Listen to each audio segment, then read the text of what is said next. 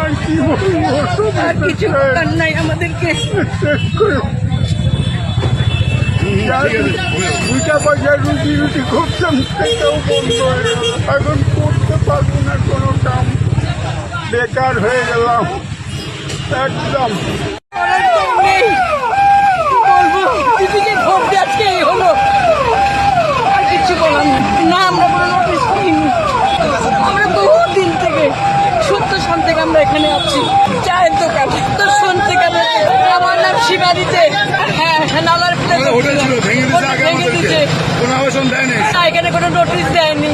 আমার স্বামী অসুস্থ, এত বছর ধরে করতেছি আমরা। আমরা স্বামী ছিল ভাঙতে ভাঙতে আমাদের আজকে নাই হয়ে গেল। সুগারের রুগী আমার স্বামী, যোগ হয়ে গেছে আমার স্বামী। আমার কি দাবি, আর কিচ্ছু নেই। এই দিদিকে ভোট দিয়ে আজকে আমাদের এই হলো, কি বলবো আর। আমার একটাই ছেলে আর স্বামী অসুস্থ, আর কি বলবো, বলার কিচ্ছু নাই আমার। আর আমাদেরকে মাঠে বসিয়ে দিল। এই যে দিদি ভেঙে চুড়ে কয়দিন আগে নাম করলো যে শিবরে থাকতে ভাঙাচোরা হতো, কিন্তু এখন দেখি দিদি ভাঙাচোরা শুরু করে দিল।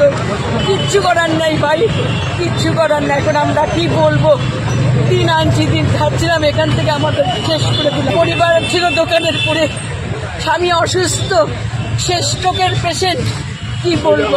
ওই যে দাঁড়িয়ে আছে দেখেন না, দিদিকে কি বলবো, দিদি করলো কেন, এটা করলো কেন। আমরা তো দিদিকে ভোট দিয়ে যাচ্ছি, এখন দিদি না জিতলে আমরা কি করবো। দিদিকে আমরা ভোট, আমরা সব পরিবারে আমরা দিয়ে যাচ্ছি ভোট, কিচ্ছু বলার নাই আমাদের। এখান থেকে দোকান দিয়ে গেছে, আজকে আমার 40 বছর বয়স হয়ে গেল। কিছু করার নেই তো, কিছু করে খেতে হবে, আর কি করবো, শেষ দাবি। আর কি করবো, এতদিন ধরে দাবি তো করেই আসছি, কিছু দাবি হলে ভাজন দিদি আসতে ভালো হবে, এই ভালো হলো।